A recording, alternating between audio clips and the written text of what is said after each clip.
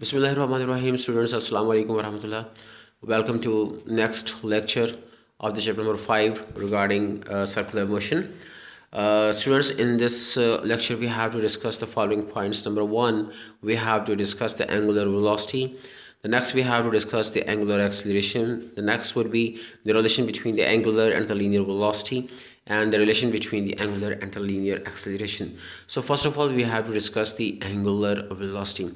In order to define the angular velocity, we assume the body that is moving on the circular path along the z-axis, and its plane of rotation is the xy. Suppose the body moves from P1 to the position P2, and it covers the angular displacement delta theta in time t. Suppose then we can define the angular velocity as the rate of change of angular displacement, that is called angular velocity. It is denoted by omega. Mathematical form of the angular velocity can be written as omega average angular velocity would be equal to the delta theta by delta t, where delta theta is the angular displacement moved along the circumference of the circle when the body moves on the circular path, and del t basically is the time by which it moves and it covers the distance, angular displacement of delta theta. Students, what would be the units of the angular velocity omega? We know the units of the angular displacement. In the last section we have studied there may be three types or the kinds of the units of the angular displacement. The angular displacement may be measured in terms of radians, revolutions, and the degrees, etc., because all these three units are the units of the angles. So regarding all these three units of the angular displacement, the angular velocity would also have the three units. Number 1 is radian per second, number 2 is the revolution per second, and number 3 it may be the degree per second. In all these three, the radian per second is its SI unit. Students, angular velocity again is a vector quantity. When the body is moving on the circle, angular velocity would have the magnitude as well as the direction, and its direction can be found by the right hand rule. According to the right hand rule, if we grasp the axis of rotation in our right hand such that the curling of the fingers show the rotation of the body, then the thumb would be indicating the direction of the angular velocity.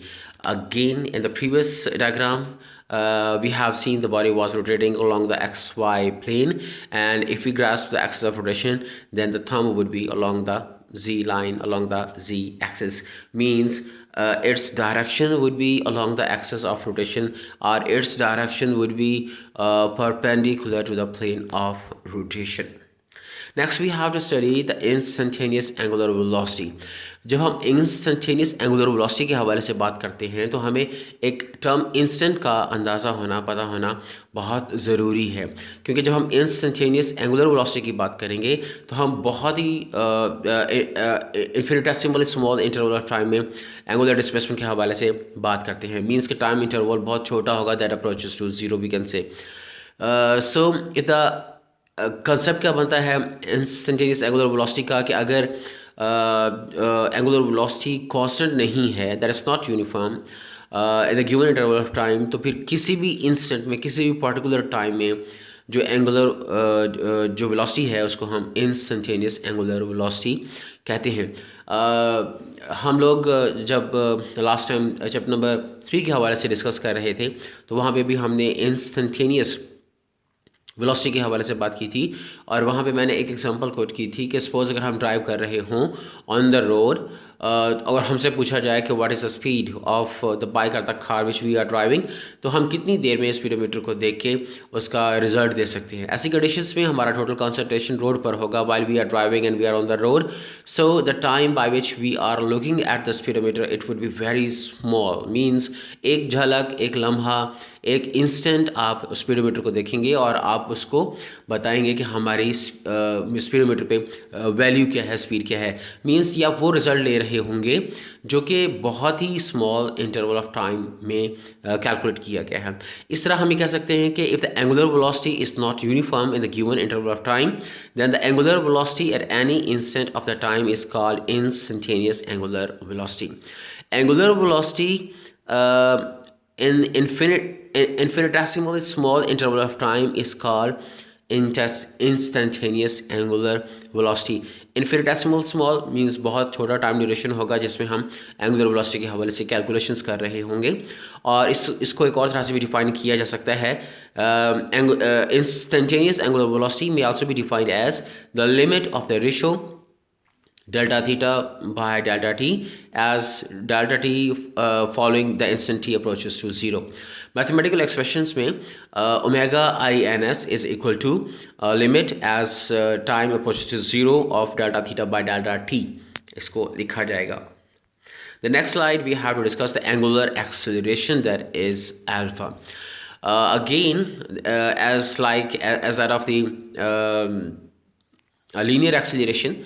The linear acceleration was defined as the rate of change of the linear velocity is called the linear acceleration. Same sense हम यहाँ पे भी रखेंगे कि rate of change of angular velocity is called the angular acceleration and it is denoted by the alpha.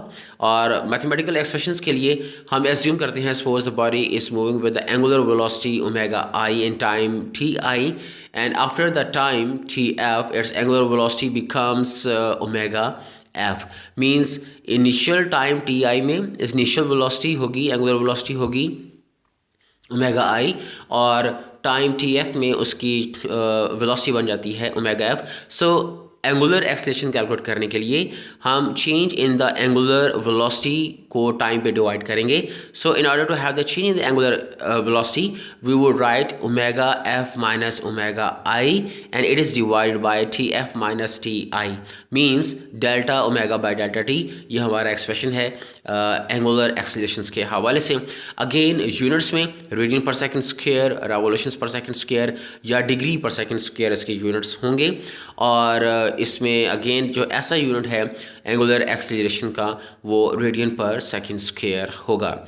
Angular acceleration again ये भी एक vector quantity है और इसकी डायरेक्शन भी राइट हैंड रूल से हम मेजर कर सकते हैं. इसकी डायरेक्शन भी along the axis of rotation होगी या perpendicular to the plane of rotation होगा. तो सेम मेथड होगा राइट हैंड रूल का जो हम ऑलरेडी डिस्कस कर चुके हैं. Grasping of the axis of rotation in right hand such that the fingers are curling in the direction of rotation of the body, the thumb would be indicating the direction of angular acceleration. तो same sense जो हम पहले discuss कर चुके हैं हम वहाँ पे इसको यूज़ करके इसकी डायरेक्शंस को डिसाइड कर सकते हैं. Similarly instantaneous angular acceleration in infinitesimal small interval of time is called instantaneous angular acceleration, or it may also be defined as the limit of the ratio delta omega by delta t as del t following instant t approaches to zero. Mathematical expression में alpha ins means instantaneous angular acceleration is equal to limit as del t approaches to zero of delta omega by delta t. So this is the expression, mathematical expression of the angular acceleration.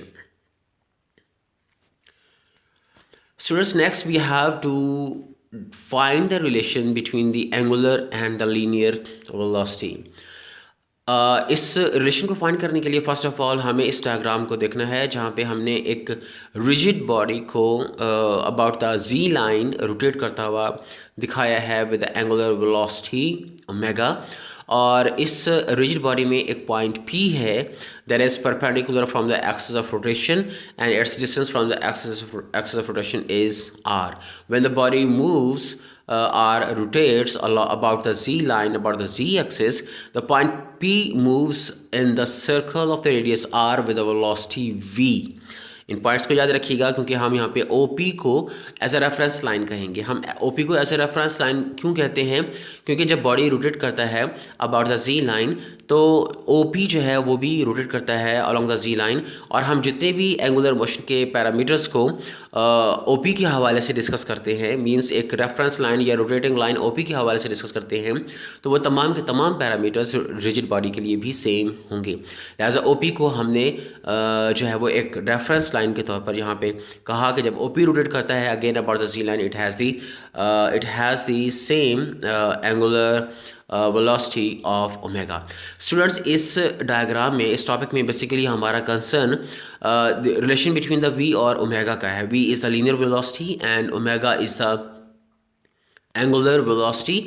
सो हम next diagram में यहाँ पे एक statement बनाते हैं कि when a body is moving on the circular path along the xy plane and its direction is about the z axis.